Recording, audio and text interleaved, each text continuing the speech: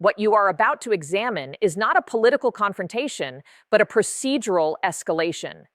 A meeting between Senate leadership and a former president represents a significant institutional response to a legal threshold being crossed. The catalyst was a Supreme Court order, likely denying an emergency application regarding claims of immunity.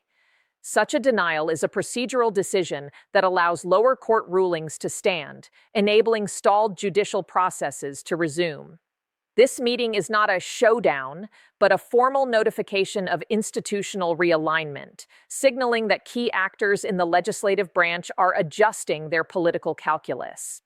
The participation of leaders from both parties suggests this adjustment is based on a shared understanding of procedural inevitability. We can analyze this through the framework of institutional risk management. Phase 1. The legal threshold is crossed. The Supreme Court's denial removed critical uncertainty. Claims of absolute immunity have been judicially exhausted for this specific legal avenue. This transforms the legal threat from theoretical to operational, reactivating prosecutorial timelines and making the potential for contempt proceedings immediate. Phase 2. The institutional recalibration. Senior legislators possess sophisticated information networks and receive briefings on judicial timelines and potential reactions. A meeting of this nature serves multiple purposes. 1. Risk communication. It conveys to the subject that the protective inertia of the political system is shifting. Continued defiance will encounter coordinated institutional friction. 2. Liability containment. It delineates a boundary for political parties, insulating the Senate and government from accusations of obstruction. 3. Scenario planning. It establishes a channel for managing fallout, aiming to prevent destabilizing reactions that could trigger a wider crisis. Phase 3. The activation of enforcement mechanisms. Following this meeting, we should anticipate the activation of dormant mechanisms. Accelerated judicial scheduling. Judges will feel pressure to deny further delays. Congressional oversight. Synchronization. Committees may align their schedules with judicial calendars to create a unified front of accountability. Resource allocation. Law enforcement may pre-position resources for enforcing court orders against a high-profile individual.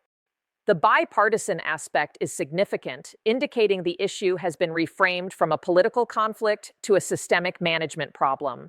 The priority becomes managing the destabilizing potential of legal processes, not advocating for an outcome.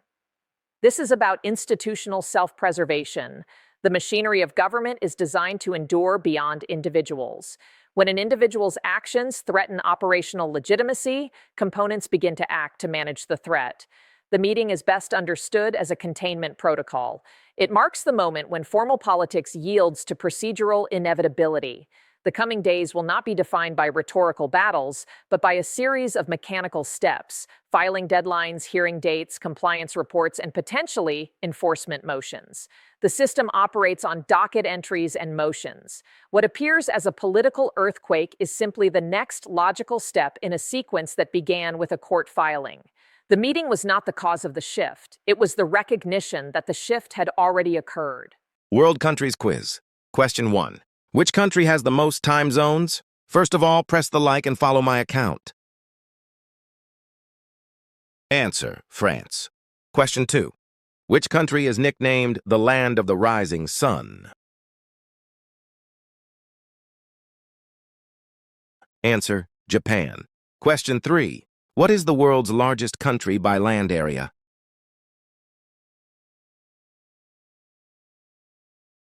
Answer: Russia. Question 4. Which country has the Great Barrier Reef? Answer: Australia. Question 5. What country is famous for its pyramids?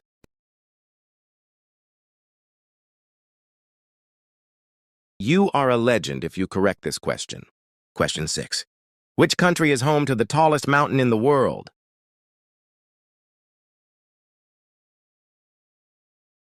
Answer: Nepal. Follow for more.